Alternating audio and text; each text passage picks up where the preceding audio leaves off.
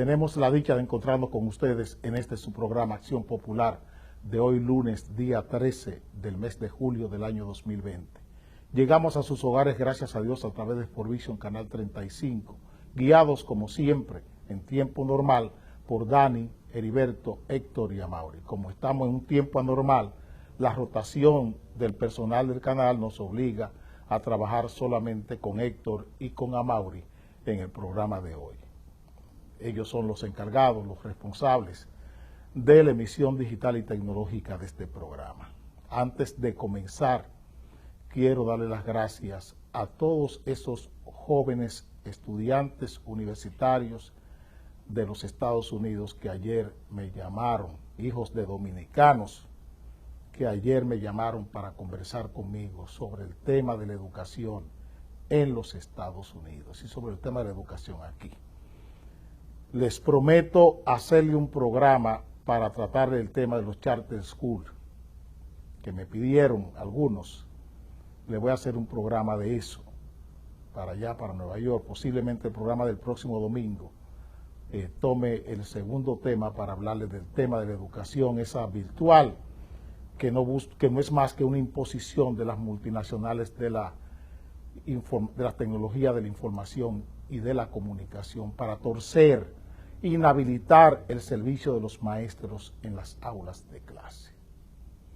Les prometo hacer ese trabajo la próxima semana. Quiero también dar las gracias a mucha gente que me ha mandado mensajes. César de Villajuana, por ejemplo, que me mandó un mensaje hermosísimo antes de ayer. También darle las gracias. Así es que, César, guardo tu apellido, aunque me lo diste, pero no me gusta. A César de Villajuana le doy las gracias por el mensaje de aliento. Y muchos jóvenes que me están escribiendo, no sabía que este programa tenía tanta audiencia en la juventud universitaria de este país. Gracias de todas maneras. A ustedes, gracias.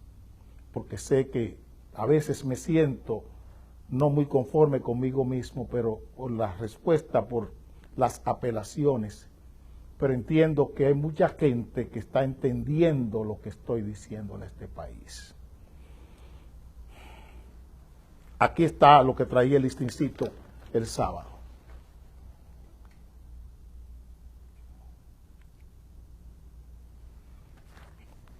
El nuevo gabinete va tomando forma.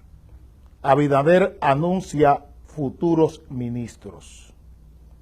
Ahí están lo que sucedió el viernes por medio de tweet, por medio de comunicación digital, lo que el presidente electo decidió.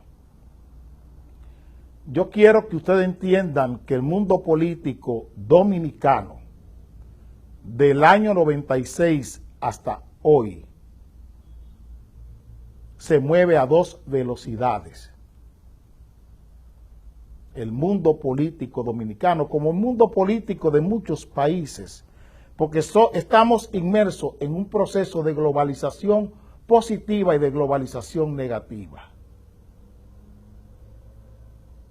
La política ha sido presa de ese proceso de globalización positiva y de globalización negativa. Y eso ha llevado a que la política en muchos países donde no hay inteligencia política, donde no hay capacidad política, sino que se imponen los preceptos, los requiebros de esa globalización negativa, lleva a los países a que su sistema político se mueva en la velocidad del gobierno y la velocidad de las corporaciones económicas, financieras, empresariales. Quien no entienda eso no podrá entender lo que está pasando aquí y en muchos lugares del mundo. Hay un déficit, hay una carencia, hay una vacancia en el servicio político de estos países. Hay un déficit político. Hay un déficit político. Y ustedes pueden verlo en el gabinete que ha anunciado el propio presidente de la República. Nombra ministro de la presidencia a una persona que nunca ha ocupado un cargo público. Y él mismo es presidente electo sin nunca haber ocupado un cargo público. Y lo que le está dando a ustedes es nombres de personas a quienes quiero, a quienes admiro, pero que no saben lo que es un cargo público. El caso de Milagros Germán. Ustedes conocen a Milagros Germán haciendo comunicación estratégica de un sistema político. No, ella hace comunicación con un programa como presentadora de un programa bellísimo, un programa buenazo. Me encanta. Ustedes vieron que estuve aquí mucho tiempo, parte de una parodia que hizo de Odebrecht. Y la admiro. Pero le pregunto, ¿Milagros Germán conoce comunicación estratégica para un sistema político de poder? Solo así quiero decir algunas cosas de gente que quiero. No estoy haciendo, es la facultad del presidente electo nombrar su gabinete. No estoy cuestionando eso. Ese es su derecho de elegir quiénes él quiere que le acompañen en su gestión. Esa es una libertad que él tiene. Es una autoridad que ustedes le han dado. Y yo tengo el derecho a preguntar, a cuestionar estas decisiones. ¿Qué nos está pasando? ¿Qué nos está pasando cuando usted ve este cuadro? Cuando usted ve este cuadro, usted entiende entonces lo que estoy diciendo. Aquí está la continuación. ¿Qué es lo que tenemos? La continuación de una estratagema, de una lucha entre dos vertientes, dos versiones de la democracia. No importa que titulares como este estén en los periódicos. Eso a nadie le llama la atención. Ya eso no es necesario. Ciudadanos piden a Abinader cambios radicales en la sociedad.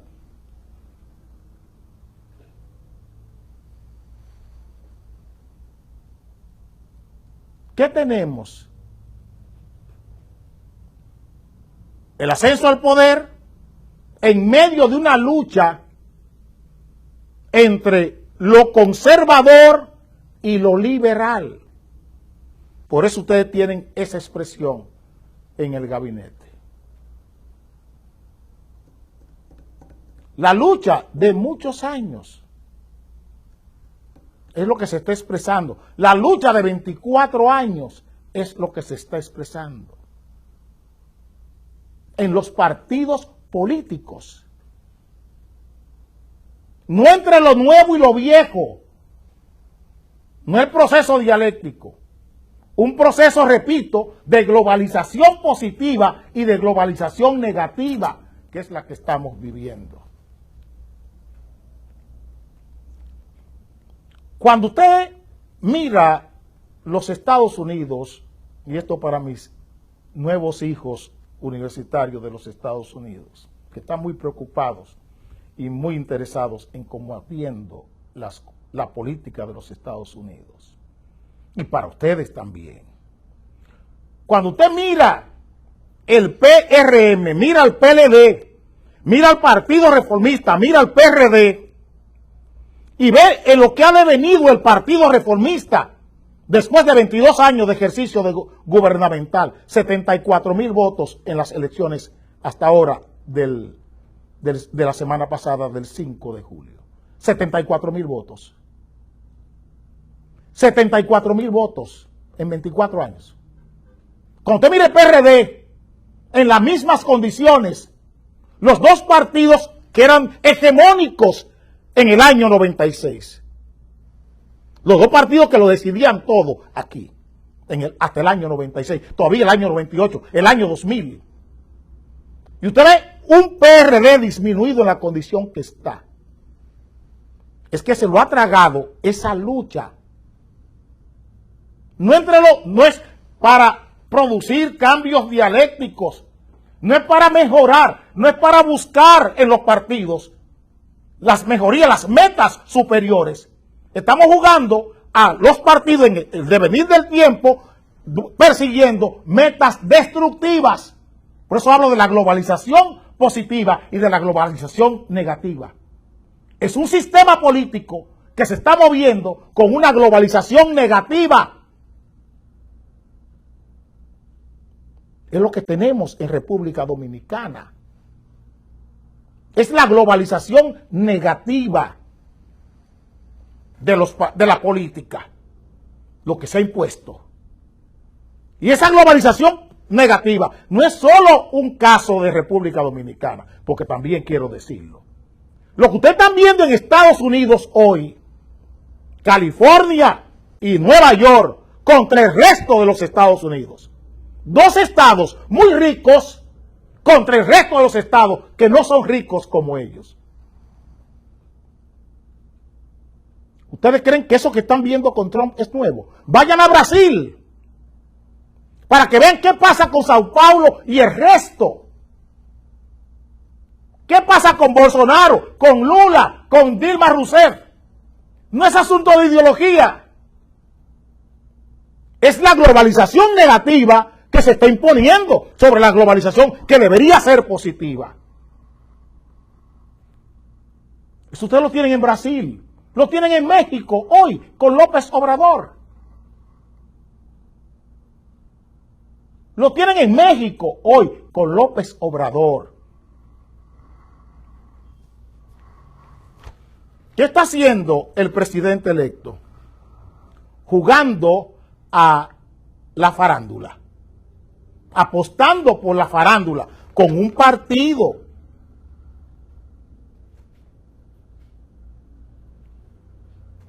Un presidente electo jugando a posicionarse, a aplacar la rebeldía interna que tiene su partido a través de anuncios. A través de anuncios en forma digital. ¿Por qué no hay un tuit para este señor?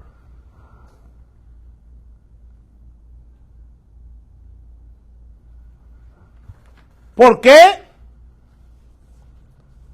se reúne con David Collado?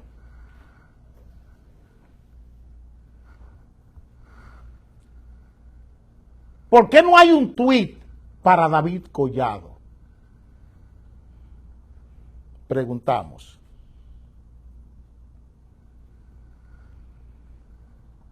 Porque es, como le dije, con Estados Unidos, Nueva York y California contra el resto. Es David Collado contra el resto. La globalización negativa. David Collado contra el resto. Es lo que tenemos. Yo no puedo nombrar a David Collado con un tuit.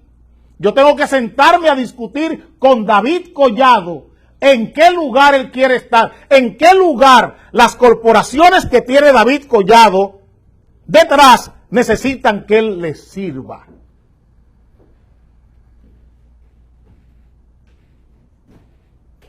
Pero la realidad no la estamos viviendo. La realidad no la estamos viviendo.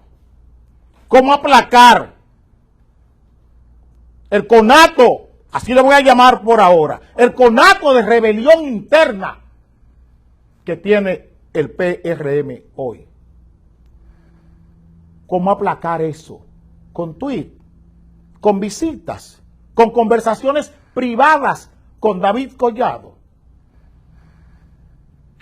El colmo es que se dice que un ingeniero del grupo M de Santiago, del grupo M, Fernando Capellán y compartes, y todo lo que le sigue ahí, toda esa pandilla que ustedes saben que existe, esa pandilla empresarial que ha asaltado el sistema empresarial de Santiago. Se dice que ese ingeniero del grupo M, de nombre Limber Cruz, será el próximo Twitter, se dice que será el próximo Twitter para el Ministerio de Agricultura. ¿Cuál es el mérito que tiene Limber Cruz, el ingeniero Limber Cruz? Ser uno de los socios de Hipólito Mejía, ser miembro del grupo M y ser una figura pública, una figura publicitada como el rey de los plátanos en el Cibao. Eso es lo que se dice del ingeniero Limber Cruz, porque así lo estableció la revista de las empresas llamada Mercado. La revista Mercado designó a Limber Cruz como el rey de los plátanos del Cibao. Y eso es el mérito para que Limber Cruz sea tomado en cuenta y propuesto para ser el ministro de Agricultura de este país. Y nos preguntamos, y vuelvo a la globalización negativa y a la globalización positiva de la política. ¿Dónde estaba Limber Cruz cuando Leonardo Faña, el ingeniero Leonardo Faña, destartalaba, porque así es que tengo que decirle, las visitas sorpresa del presidente Medina? ¿Dónde estaba Limber Cruz? Quizás mirando a Faña desde el otro lado. Tal vez. ¿Dónde estaba Limber Cruz cuando Leonardo Faña fue llevado a un tribunal por José Ramón Peralta por el pecado de defender a esta sociedad, a 10 millones de dominicanos, de la especulación con los contingentes del DERECAFTA? ¿Dónde estaba Limber Cruz? Me pregunto. ¿Dónde estaba Limber Cruz? Quizás mirando a Leonardo Faña, repito, desde el otro lado. Hoy Leonardo Faña no tiene condiciones para ser ministro de Agricultura y quizás ningún cargo. Quizás ningún cargo en el sector agropecuario. Quizás ningún cargo. Para que ustedes entiendan dónde es que estamos. Esta película política a dos velocidades. La velocidad que quiere el gobierno, o que debería tener un gobierno, y la velocidad que debería tener las corporaciones. Las corporaciones están imponiendo la velocidad a toda una nación, a todo un estado.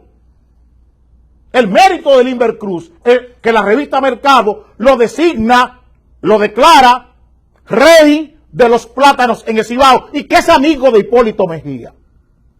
Es socio, amigo de Hipólito Mejía, amigazo de Hipólito Mejía. Y del grupo M de Santiago. Y del grupo M de Santiago, el rey de los plátanos. Pero lo que es el trabajo político del PRM, pregunten que si Limber Cruz siquiera acompañó a Leonardo Faña en esa lucha desigual para desmontar en los medios de comunicación las llamadas visitas sorpresas, que después refrendó un informe de la madre y maestra, lo mismo que había dicho el señor Leonardo Faña. Señores, como yo sé quién se comió mi queso, yo sigo buscando a Godot y vengo ahora.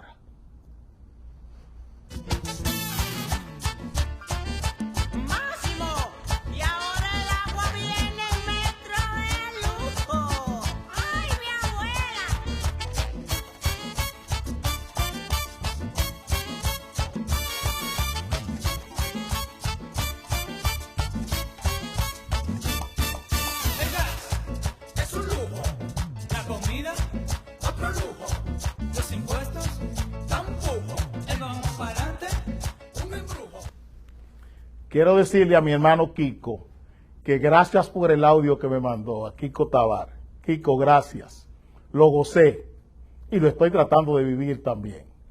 Si es que, gracias y enhorabuena, hermano. Les decía que como yo sé quién se comió mi queso, sigo buscando a Godot. ¿Quién se comió mi queso? Es una obra célebre de Samuel Beckett. Y Buscando a Godot es otra obra clásica de Spencer Johnson. A Rafaelito, que vive pendiente de todos los libros que menciono, el amigo de Fernandito, mi hijo, que lo busque también, porque el sábado me hablaba de Galileo de Bertolt Brecht. Búscate, Rafaelito, Buscando a Godot de Spencer Johnson y ¿Quién se comió mi queso? De Samuel Beckett. Para que entienda lo que quiero decir con el primer tema. Y he hecho un monográfico en los dos primeros temas, porque hay cosas que tengo que ponerla en claro. Hay situaciones políticas que tengo que ponerla en claro. Miren este titular del periódico El Nacional ayer.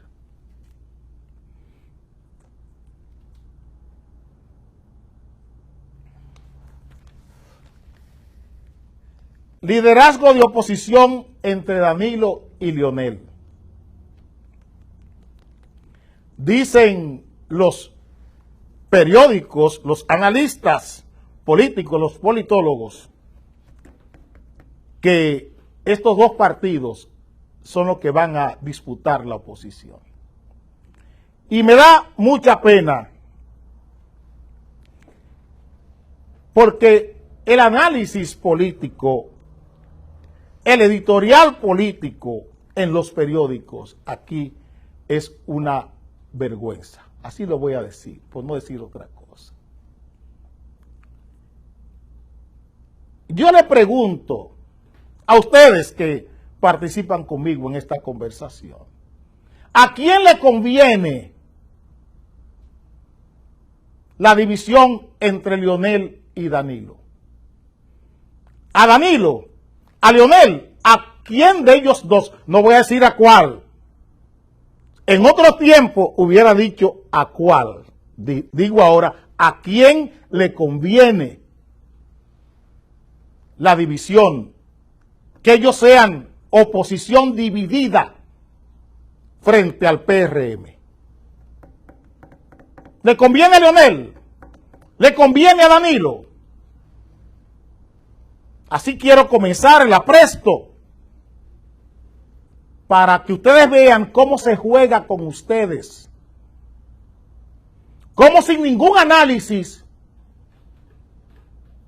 se dice la oposición va a estar compartida por Leonel y Danilo. Y se habla también de minorías. Señores, en política ni minoría ni mayoría existe. En la política ni minoría ni mayoría existe. ¿Quién les dijo a ustedes que Leonel Fernández y Danilo Medina son minoría?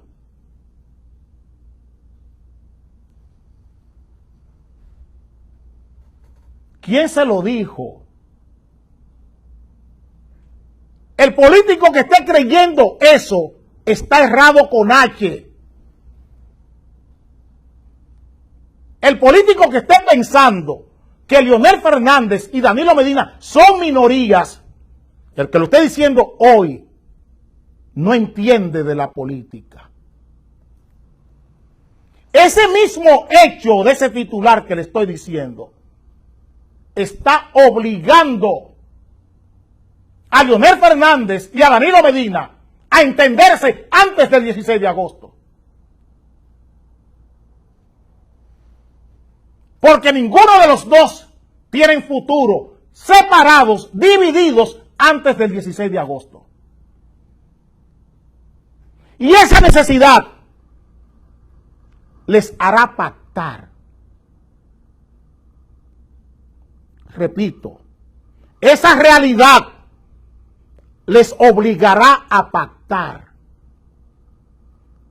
¿Por qué?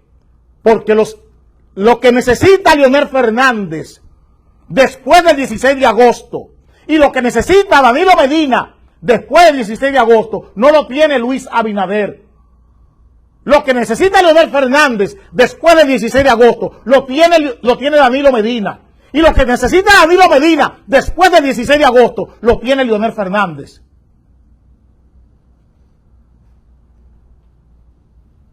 Y esa realidad les hará pactar. Y voy a desgajar la cebolla. Sé que mucha gente le va a salir lágrimas con la cebolla que voy a desgajar. Les decía el viernes que detrás de este juego de codos habían muchos codazos. Les decía el viernes eso.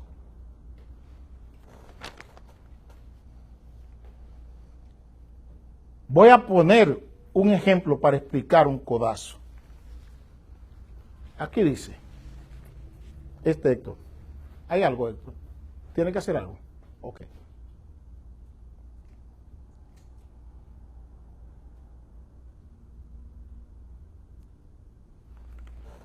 Solo el PRM y el PLD quedarían con partidos mayoritarios.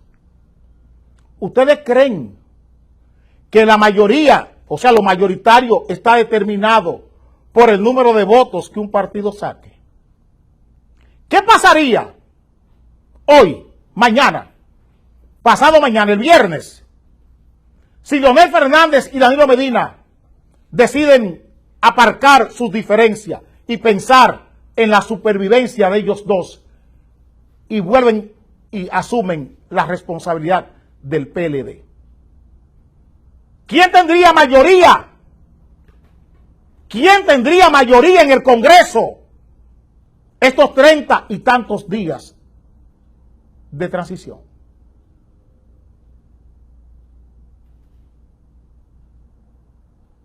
Repito, ¿qué pasaría si Leonel Fernández y Danilo Medina se reúnen y deciden aparcar sus diferencias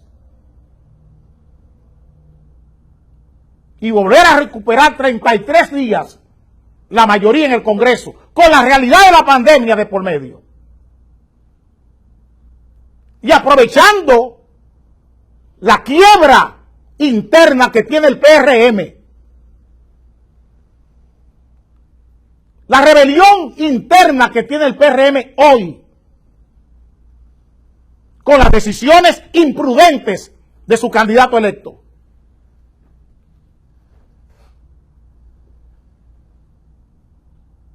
Yo no estoy especulando, yo estoy haciendo política, que es lo que soy. Imaginen ustedes 33 días de mayoría en el Congreso y disgusto en muchos dirigentes, muchos diputados del PRM con lo que aquí se está haciendo hoy. ¿Lo están pensando?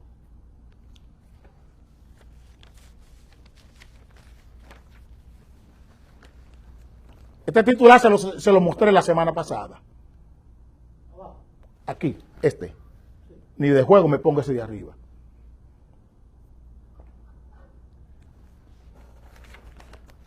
Leonel Fernández y el reto de convertir la fuerza del pueblo en una opción de poder.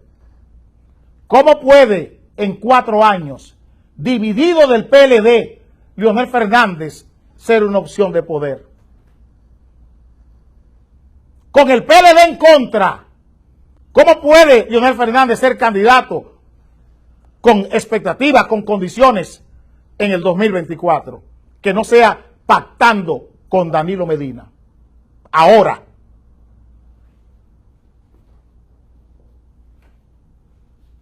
¿Cómo pueden recuperar al PLD con poder que no sea actuando ahora? Aquí hay un titular.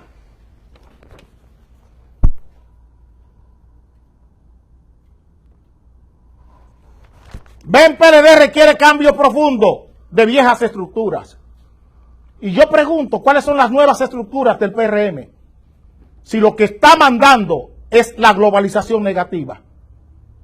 No es ni viejo ni nuevo el problema. El problema son valores políticos, valores democráticos. La muerte no está anunciada por la vejez, está anunciada por el mal olor.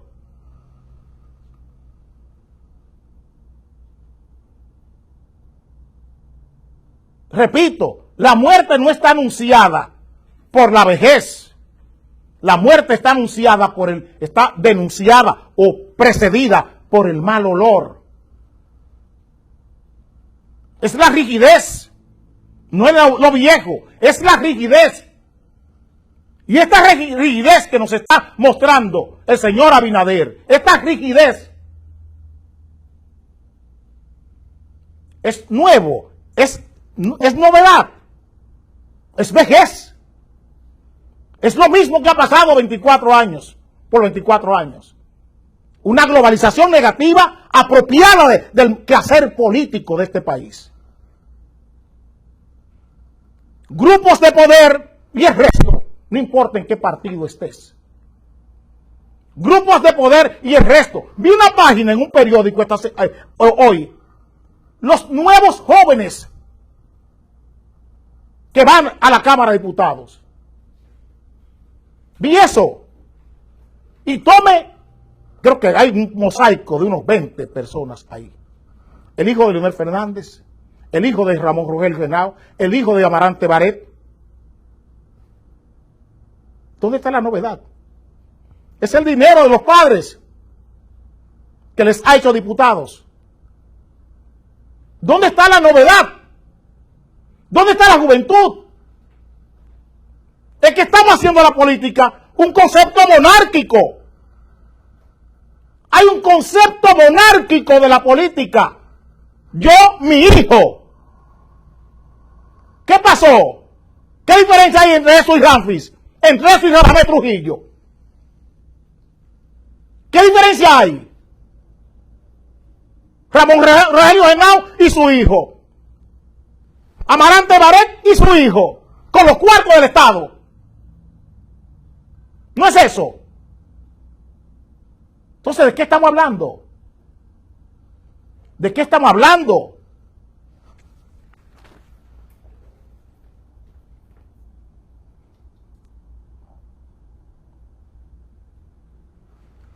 El PRD se extingue. Reducción de votos se produce en gestión de Vargas Maldonado. La globalización negativa. Yo le pregunto, los diputados del PRD, los diputados del Partido Reformista que están actualmente, ¿harían causa común con el PRM o con el PLD en caso de una alianza de Leonel Fernández con Danilo Medina? Un Congreso, 33 días de transición y una pandemia de por medio. Y una pandemia de por medio. Estamos pensando en esto. No, el goli. La fiesta del nuevo gobierno. Regalos a Abinader porque cumplió 53 años ayer. Esas son las estampas. ¿Y de la política qué? La realidad política, esta. ¿Qué vamos a hacer con ella? Esta. ¿Quién la está viendo? ¿Quién está viendo esta política? Oí una politóloga ayer hablando de que la clase media fue quien impuso el gobierno. Después que dijo que no era posible que el PRM ganara porque las ayudas sociales eran tantos millones de votos. La politóloga. Puro disparate. Puro disparate. Gente que aquí está haciendo juicio con las venas sexuales.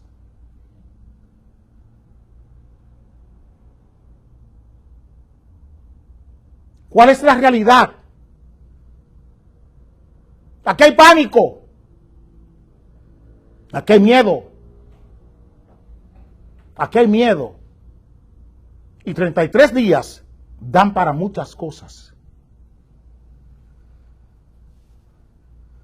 33 días dan para muchas cosas.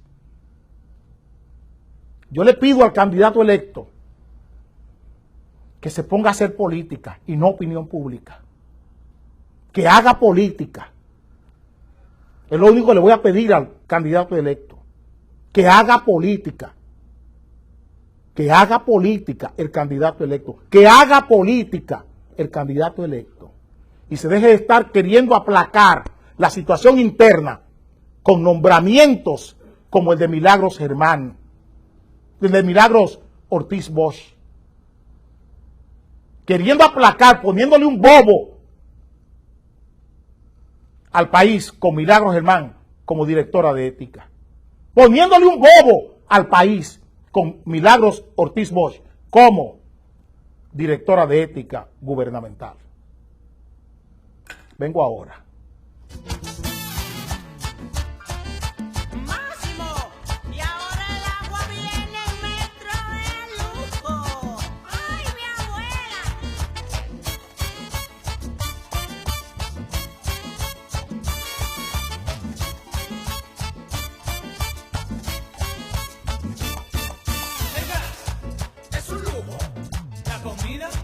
Otro lujo, los impuestos tampoco, el vamos para adelante, un embrujo.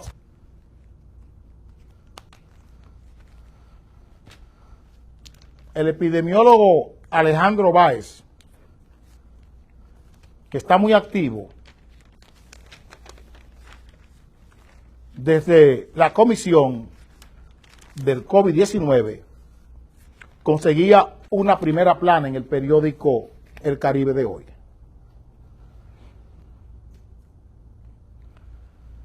Alejandro Báez, República Dominicana está bajo estrés sanitario por COVID-19.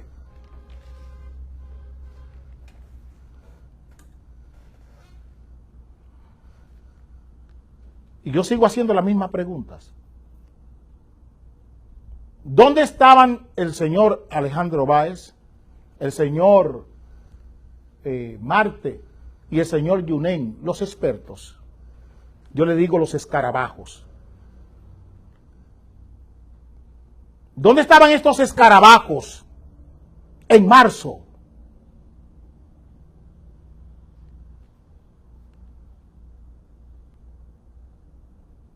¿Dónde estaban? 101 días de emergencia, toque de queda y cuarentena.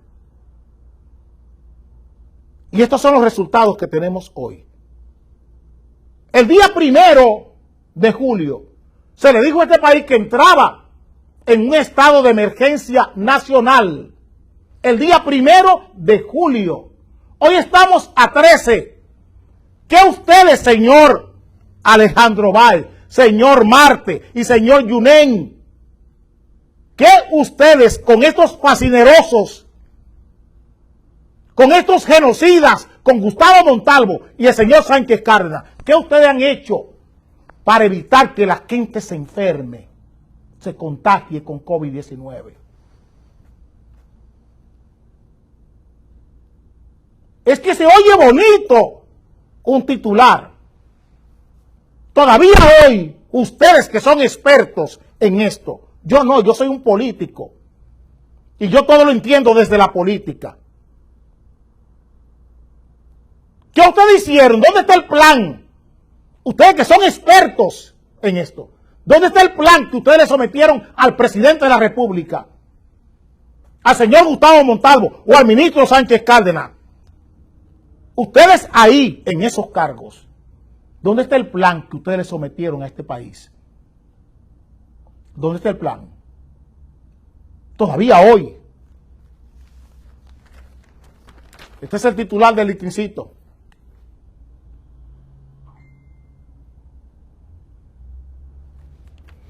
El COVID nos pone de rodillas. Aquí hay uno de los cómplices de todo este desastre. La Oficina Panamericana de la Salud. Cuando lo dije hace 2 meses, cerca de 75 días, que esa representante de la Oficina Panamericana de la Salud estaba apoyando todos los despropósitos del gobierno, porque estas instituciones siempre han estado permeadas por la corrupción. Lo dije así. Son instituciones corruptas, tanto la Organización Mundial de la Salud como la Oficina Panamericana de la Salud. Estos organismos internacionales son organismos internacionales corruptos, corrompidos.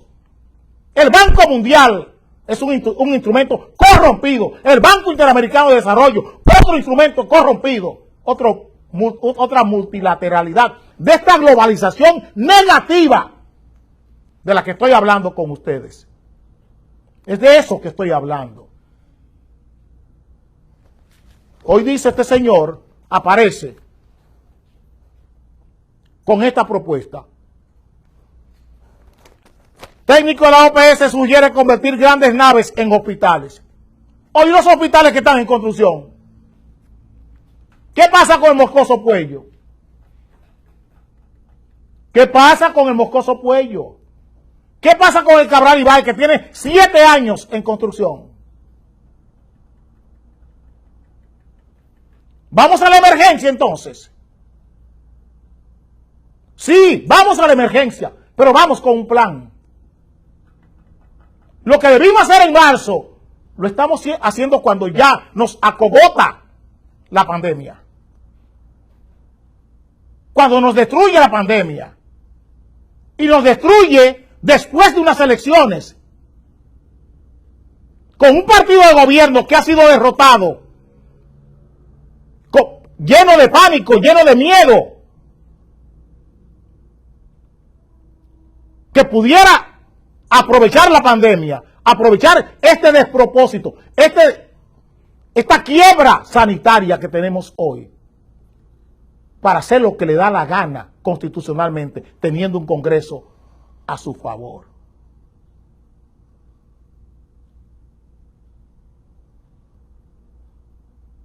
El jueves pasado les hablé de lo que pasó aquí en una transición en el año 82. El presidente Guzmán, un hombre bueno, se suicidó. Llevaron a ese hombre bueno a suicidarse sus propios compañeros de partido, los entrantes. Llevaron a ese hombre bueno, compañero de su partido, al suicidio. Porque ese hombre bueno no quería que le sustituyera a su compañero de partido por los abusos, por las amenazas que había infligido contra él ya después que ganaron las elecciones. Amenazado, teniendo miedo de que su compañero de partido le avergonzara. Él tampoco quería que su compañero de partido llegara al poder. Y al ver que sus amigos se hicieron los chivos locos y nunca entendieron sus mensajes íntimos, decidió suicidarse. Y esos 41 días no terminaron en una tragedia nacional en este país, porque disponíamos, repito, de Peña Gómez, de Joaquín Balaguer, que era el partido mayoritario de oposición, quien rechazó todas las ofertas que se le hicieran para un gobierno de unidad nacional en esa transición de 40 días. Vengo ahora.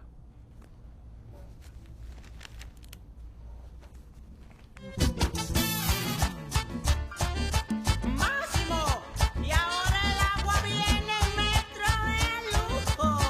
¡Ay, mi abuela!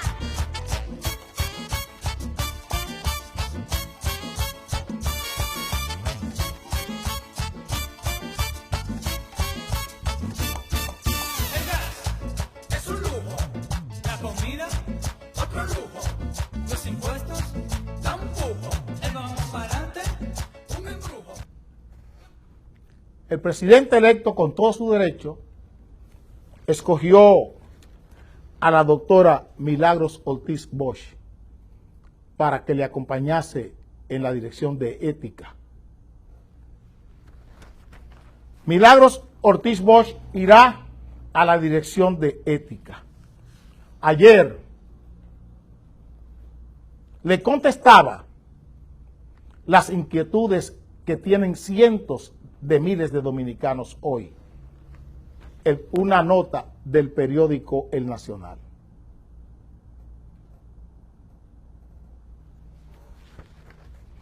Ven, Dirección de Ética ha sido inoperante.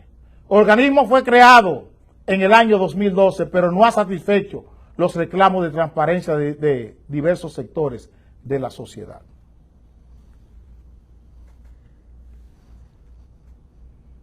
Ahí estuvo José Joaquín Vidó Medina, estuvo Lidio Cadet, o está Lidio Cadet actualmente.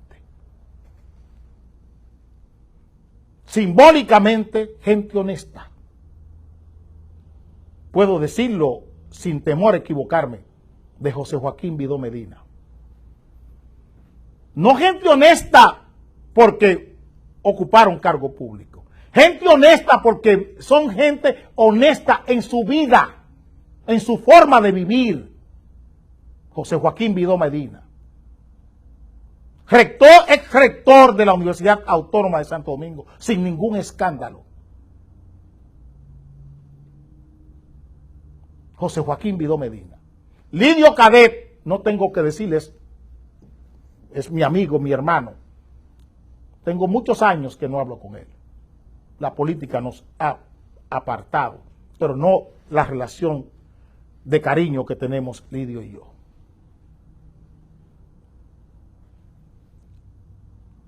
¿Para qué sirvió Lidio, mi hermano, en ética, la edición de ética?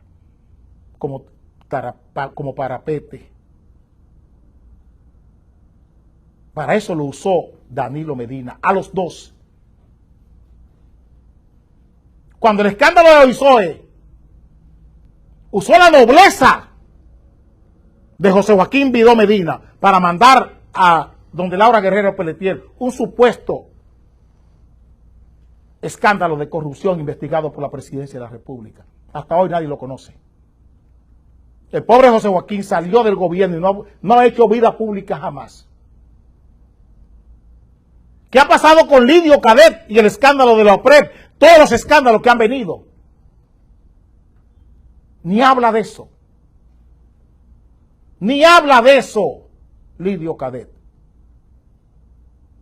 Jamás me atrevería a decir que por comisión ni por omisión, simplemente porque sabe que no tiene ningún instrumento político para hacer valer su cargo. Que eso no es más que un cargo decorativo. Que eso no es más que un símbolo. Hacerle creer a la gente de que se tiene interés en perseguir las violaciones a la ética pública. Y aquí el problema es un código de conducta presidencial. El problema aquí en este país es un código de conducta presidencial. No es asunto de ética, es un código conductual.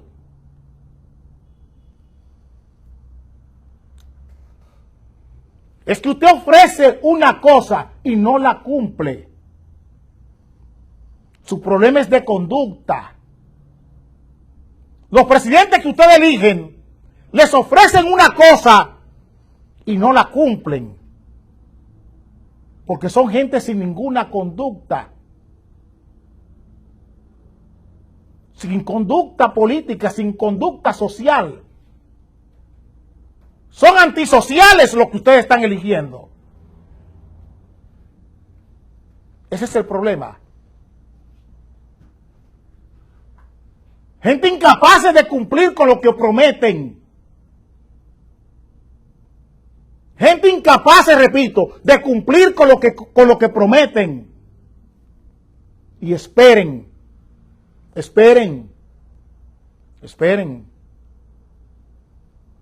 Que estos prolegómenos están diciendo hacia dónde vamos. Sin una reforma constitucional estructural en este país, no es posible frenar la corrupción gubernamental. repito, sin una reforma estructural, una reforma política estructural al sistema de justicia de este país, no es posible. En Estados Unidos, un tribunal supremo puede obligar al presidente a presentar sus informes tributarios al Tesoro de los Estados Unidos. Porque el poder tiene freno en el sistema de justicia. Y cuando usted nombra un presidente que le está prometiendo la honestidad, sin ningún instrumento, sin ningún valor, sin ningún medio, para que ese gobierno sea honesto, ¿ustedes creen que qué es la honestidad? Una palabra, no es un concepto, es una palabra para complacerte, para hacerte creer que se tiene interés en combatir la corrupción. Es hipocresía. Les repito, este país no necesita un código ético, necesita un código conductual. Que cuando un presidente diga voy a hacer tal cosa, someta un programa de gobierno, sea fiel, tenga fidelidad, que se crea. No son poses. Milagros Ortiz Bosch es abogada. Si se quiere combatir la corrupción,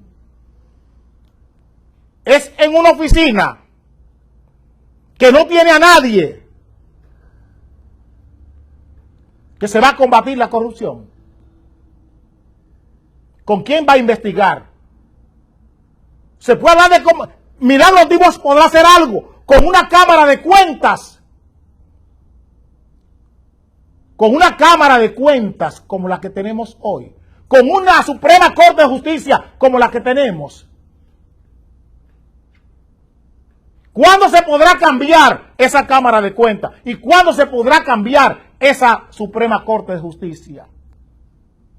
Para eso hay que hacer una reforma constitucional. ¿Por qué no usamos esa mayoría positivamente? Esa globalización positiva que nos da esa mayoría de representantes en el Congreso. Vengo ahora.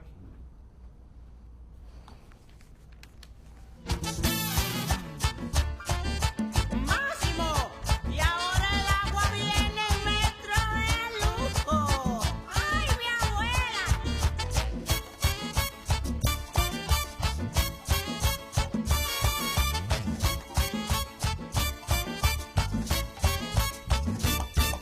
El gas es un lujo, la comida otro lujo, los impuestos tampoco, el vamos para adelante, un embrujo.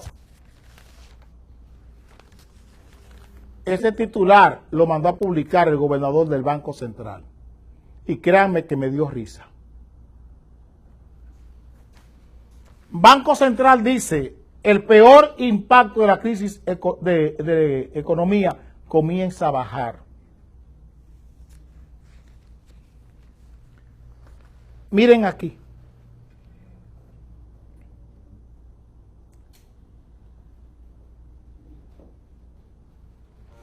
Enfermeras protestan, clínicas la suspenden y la dejan fuera de fase.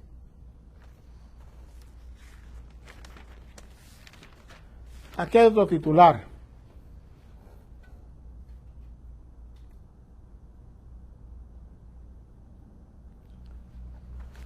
Sinatrae denuncia, clínicas violan derechos a enfermeras suspendidas. Estoy hablando de los empleados del personal esencial para la lucha contra el COVID-19. De eso es que estoy hablando. Y dice el gobernador del Banco Central que lo peor de la crisis comienza a bajar. Él está hablando de la economía dominicana. ¿Qué está pasando en las clínicas? ¿Qué está pasando en las clínicas? Y hoy, ¿cómo están las clínicas? ¿Qué pasa con clínicas abarrotadas y clínicas con problemas con su personal de enfermería. Solo eso voy a dejarlo porque el tiempo ya lo tengo encima. Solo para que ustedes entiendan hacia dónde nos llevan. Solo para que ustedes entiendan, señores, cómo se está jugando con ustedes para que ustedes no vean la realidad. Decía Ortega que cuando el político desconoce la realidad se prepara para vengarse. Cuidado, si esta realidad política que estamos despreciando, que estamos descuidando, que estamos desconociendo, aquí hay una realidad política por encima del resultado electoral. Y esa realidad política la estamos desconociendo. La estamos desconociendo. Cuidado si esa realidad política se venga de todos nosotros. Nos veremos mañana a las 7 de la mañana de nuevo.